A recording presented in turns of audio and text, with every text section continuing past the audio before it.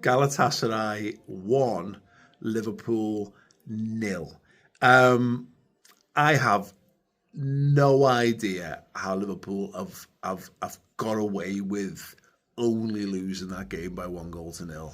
Because, yeah, mad. They started the game, seems like a lifetime ago.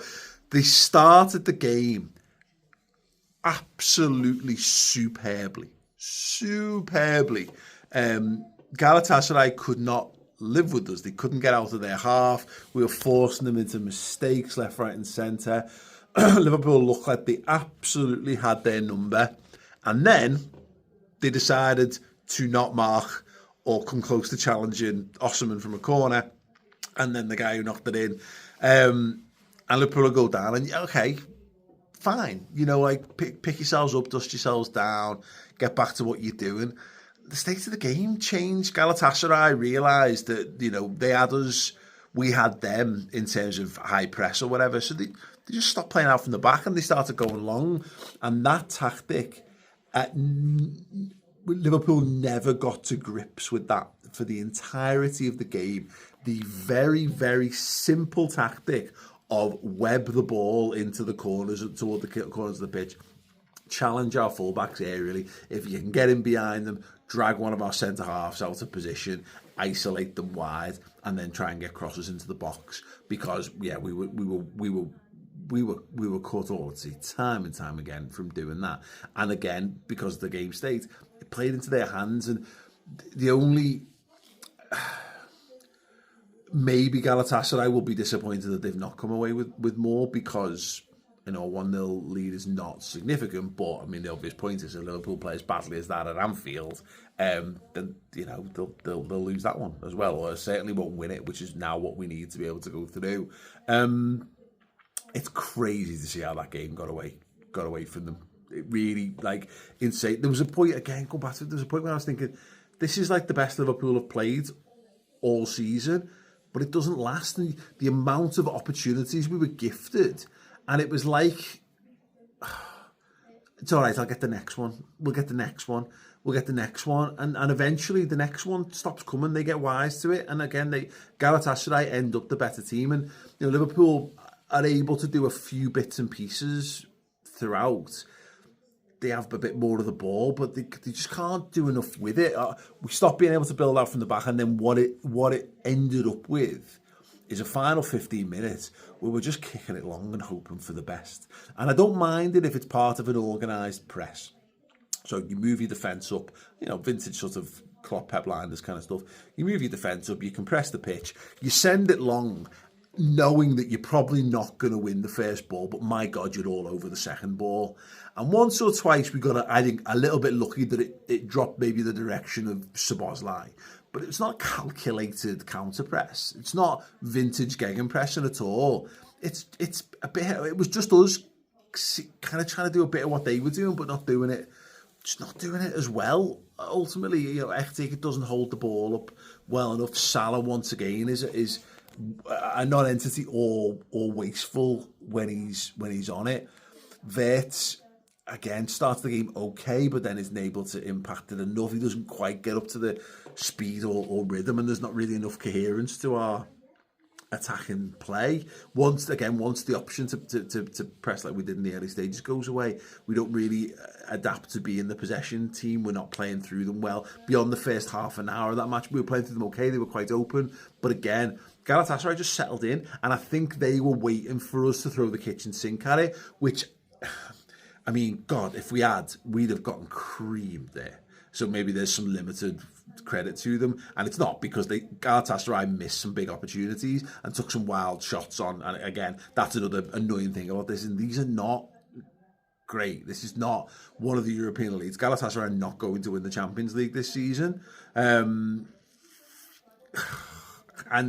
so yeah, look, I would also point out, and it's one of those points that always makes you sound like a bit of an apologetic div when Liverpool have also performed badly, but the refereeing was appalling. That's the worst refereeing performance I can remember in the Champions League, in that it just felt like, you know, Liverpool are getting fouled in the box, and getting nothing. They're getting free kicks for all kinds of stuff, and we're attacking corners. And then, I mean, there was one where Gomez gets fouled, and the referee blows the whistle before the ball technically comes into play, even though it's kicked, and they're allowed to retake the corner. And it's like, the whole thing was just absolutely mad. I don't think Liverpool were canny enough. I don't think they were physical enough. But it ended up being one of those almost like archetypal Premier League games where you play a Burnley or a Forest or whatever, and they volley it everywhere, and the referees are like, well, fair play to who they are. Usually a football team, you don't do that. Yeah, well, you can't have free kicks for that. Yeah, we were sorely lacking aggression and controlled aggression in that team, and then you were left with one of the most shambolic defensive performances I think I can ever remember. And I said during the watch along, and I'll repeat it here because I can't think of a better way to describe it. If Ibrahim Konate was man of the match, in a Champions League final, a great performance from Ibu in there. If that is 10, then this is 0/1. It was mind-bogglingly shit at times from Konate. Just his head went, and it reminded me of one of the Joe Gomez games against Napoli where he just makes a mistake and then he's in a hole and he just can't work his way out of it, and in trying to dig his way out he just digs himself even deeper, and that was Konate. There's that moment where he nearly bundles the ball in from the corner. Again, it's a foul on Virgil van Dijk. Referee seems to turn a blind eye, more obviously focused on the fact that it does strike Konate on the arm, which feels when his arms are down. It's one of those, is it a letter of the law thing? I really don't know. It didn't feel like Liverpool deserved to come out with anything in the game, but is that by the by if it should have been a goal or not? I really don't know, because I saw us get battered to post by PSG and then snatch a late goal there that was seemingly undeserved. So that's how football can work for you. But it was the tail of Liverpool's night, really, that they just didn't deserve the bounce of the ball to go for them. And yeah, felt wild, felt lacking coherence, didn't feel controlled really at any spell. And we just felt, we went from being a good dominant footballing force, maybe a little bit weak from set pieces, to just being weak all over the pitch. Osimhen bullying the centre halves, Van Dijk making mistakes, lack of communication with the midfield in front of him at times. Gomez had, again, probably summed the game up almost best, that there's moments where Gomez does some really good defending, there's moments where he's okay actually doing the front foot stuff and playing some really intelligent passes to get us out. But even by the end of the game, he's just being ghosted through. Mad.